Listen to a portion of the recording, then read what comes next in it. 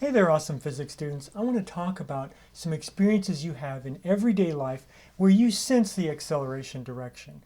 In particular, I think everyone has the common experience of being in a car. So let's talk about that example, okay? Imagine you're in a car and you're a passenger in the car.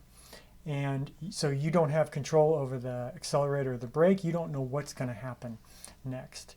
And imagine that it has some small velocity vector going this way, and then the driver decides they're going to punch the gas and accelerate, give this car a large acceleration and speed up that way.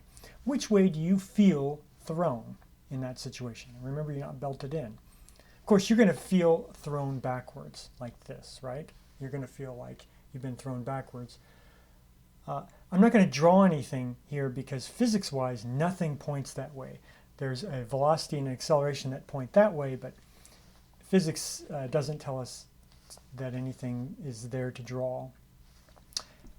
Think about another scenario here where you have the velocity vector this way, and again, you're the passenger in the car, and in this case, the driver decides to slam on the brakes.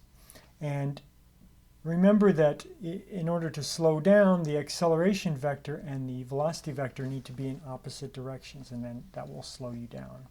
Which way do you feel thrown in that case? Well, of course, we've all experienced this. You feel thrown forward that way. Again, physics doesn't say, nothing points that way, so I'm not going to draw anything. But it's interesting to note the two of these. Think about what was the relationship between the acceleration vector and the way that you felt that you were thrown.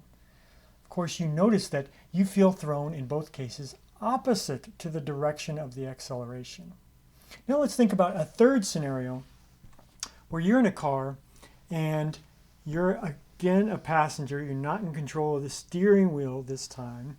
And the car is traveling with a velocity vector this way, but importantly, the driver decides they're going to turn like that.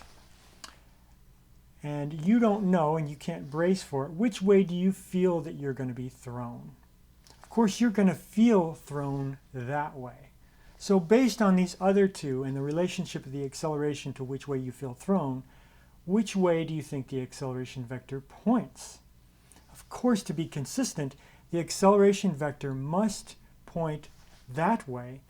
And actually, you note that that's completely consistent with the direction of the acceleration under circular motion, the one we talked about in a previous video. So in cases where it's completely consistent, even in the situation where the acceleration and the velocity vector are perpendicular to each other, you always feel thrown opposite the acceleration vector. Now, I'm not going to talk about it anymore in this video, but the reason for that is because of inertia, which is one of Newton's first laws. But anyway, it's worth noting how you sense acceleration in everyday life.